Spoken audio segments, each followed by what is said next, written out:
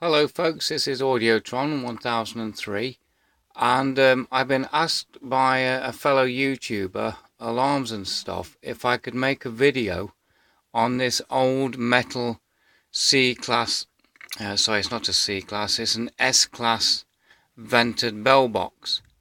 Well, I'm prepared to make the video, but there isn't really much I can say about it apart from the story of how it came to be in my possession. So first of all, I'll just show you what it looks like. And bear in mind it's still on the wall. I'm not taking it off yet. It's got a big dent there, and it's rusty and it's been painted over. The side is a bit dented there, which I'll show later. You can just about see it, and the other side is okay. So it's an actual metal box. At the moment it's got an A1 Alarms sticker on it, but that's not its true identity. So what I'll do is I'll take it off the wall and show you what's inside and why. So this is what's inside my old S-Class box. Sorry about the camera shake, I'm just changing hands. It's got dummy packets of French biscuits. These are the Les Bien that they used to sell in this country, just called Bien. I had a thing about the packaging, so I made dummies, and they just live inside this empty alarm box. So if I take these out,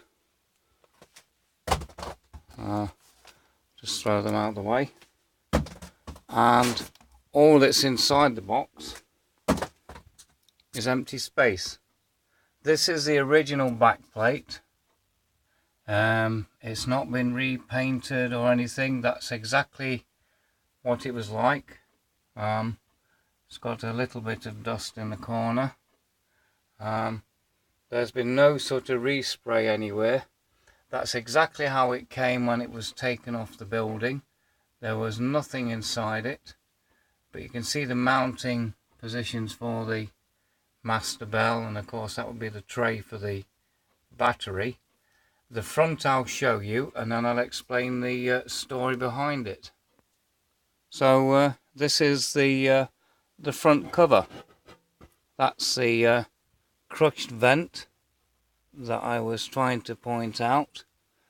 There's the denting, okay, and this is the other side, which is okay, and this is the inside. At the moment I'm storing a spare bar alarm box sticker, and that part there is rust, part of the original character.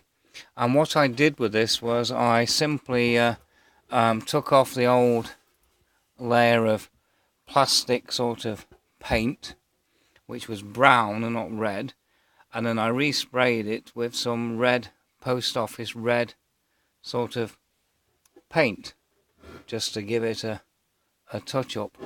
The original sticker was, if I can do this, was about here, and it used to say Intruder, and they only ever came in red or white to my knowledge, and the eye had a kind of a head which was a sort of a no entry sign, and the eye part, if you can imagine this being an eye, that would have sort of legs and arms, and the rest of it said Intruder, and there was a kind of a strip there and there. Oh, shouldn't have done that. A strip there and there as part of the logo. So a very, very basic, very boring, simple 70s sort of alarm boxes. I had a spare sticker, so when I resprayed this, I simply put the A1 sticker on here, because these have always been red back in the day, and because it was rusty, I kind of had to sort of glue this in place to make sure that it didn't move but then it was too shiny. So what I had to do was then cover it with matte varnish to dull it down a bit.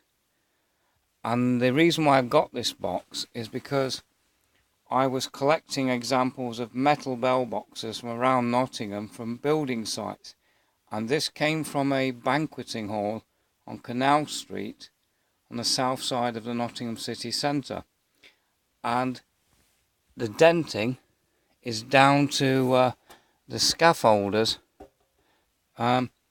hitting it with a bar, and that would also explain why this occurred.